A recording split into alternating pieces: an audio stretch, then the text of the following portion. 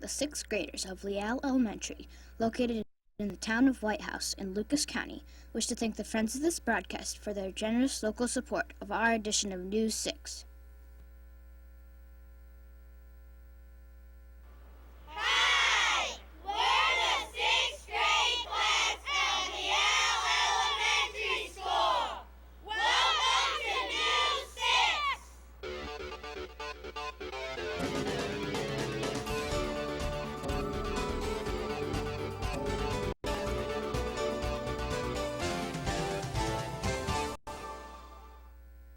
Welcome to this week's edition of News 6. Today's program is brought to you by the 6th grade class of Lial Elementary in Whitehouse. Whitehouse was founded in 1864 and is located in Lucas County. It's not too far from the historic Fallen Timbers battlefield. Cats, dogs, birds, even lizards. It's fun to play with them, but they need constant care, which they sometimes don't receive. Reporter Kelsey Miller has discovered an organization that lends a paw when needed.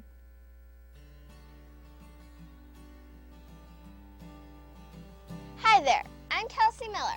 This story is about people looking to give animals a good home. Kate Elliott works for the Toledo Humane Society, which tries to find homes for animals it takes in. In 1998, we adopted 511 dogs and 523 cats. At the Toledo Humane Society, animals are brought into us by our cruelty officers. For instance, if the temperature is 100 degrees and we get a call that there is a dog or a cat outside without water or shelter, the investigator goes out and looks at it. He may leave a slip for someone to call. He goes back and checks. If it can't be brought to good resolution so that the owners take care of it, then the animal is brought back here. Many different animals end up at the Humane Society. We get dogs and cats and birds and pigs and chickens and alligators. Right now at the Humane Society, we have 4 alligators. All adopted animals get their shots. Before the animals are received by the public, the Humane Society nurses them back to health, goes through an incubation period, spays, neuters, and gives them the proper shots. Then they go up for adoption. If you would like to adopt an animal from the Humane Society, you come in and you fill out an application form. And then our adoption specialist, Jim Bancroft, will help you select an animal that is perfect for your family. This is Kelsey Miller for News 6.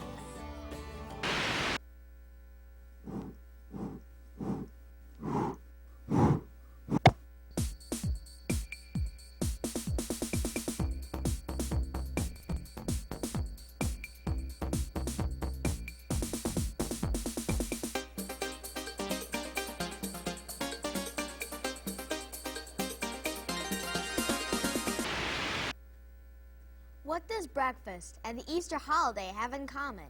Maybe you don't know the answer, but reporter Brittany Mickham has an excellent idea what it is.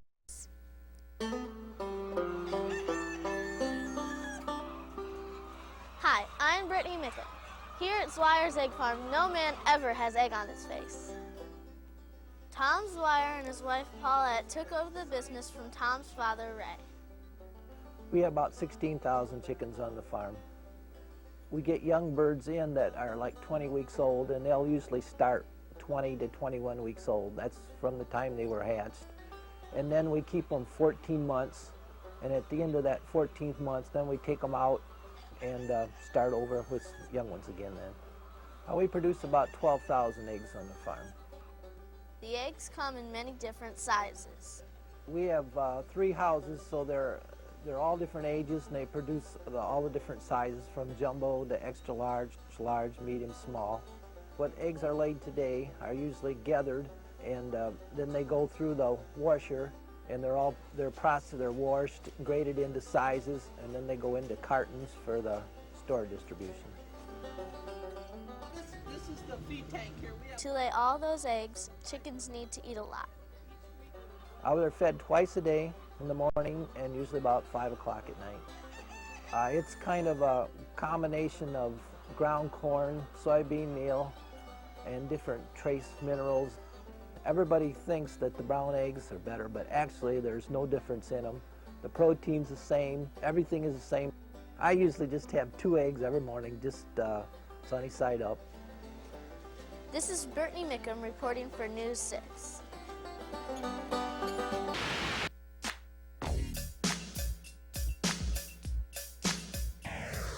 What makes our school, Lial, unique? We are one big family and have family rooms instead of homerooms. Our grades are mixed.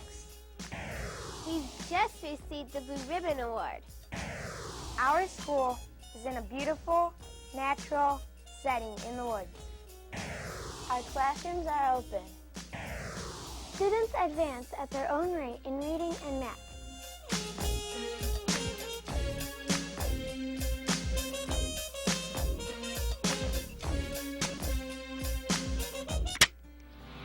This is Lial Elementary School, situated at 77 acres in Whitehouse, Ohio.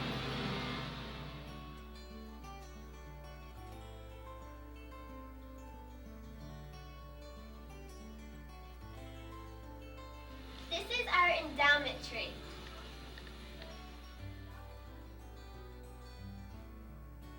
On October 28, 1999, we received this Blue Ribbon Award and flag in Washington, D.C. This is the second time in 6 years that we've received this award. This is the tile wall that everyone in Lial School made when they built their new addition.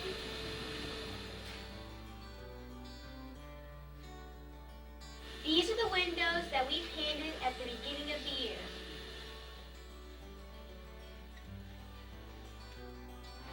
And that's a look at our school. The urge to create is one of the strongest known to humankind. It can lead to very beautiful and personal works of art. Reporter Brandon Laberty talks with a man whose own art is beautiful, personal, and fragile.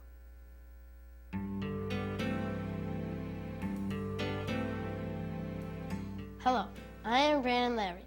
This is a story of a craftsman and his beautiful work. Dave Ramaclis owns Ramaclis Glass and started glassblowing in 1993.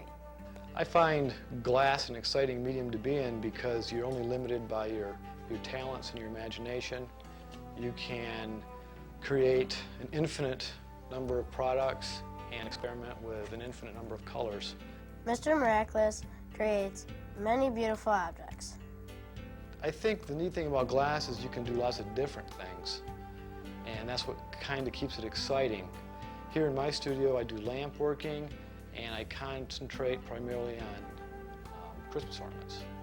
The process of bead making is very interesting. Beads are a fairly simple product to make. They're made simply by wrapping glass around a wire, and then adding color and designs into the bead.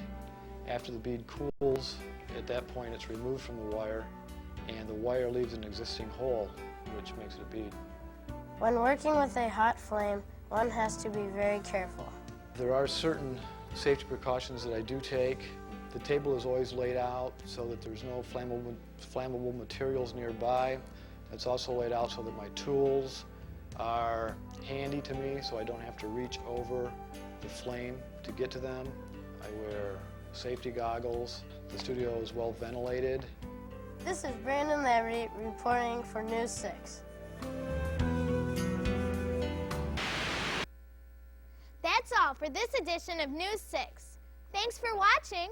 Be sure to tune in next week for more news from around Northwest Ohio. See ya!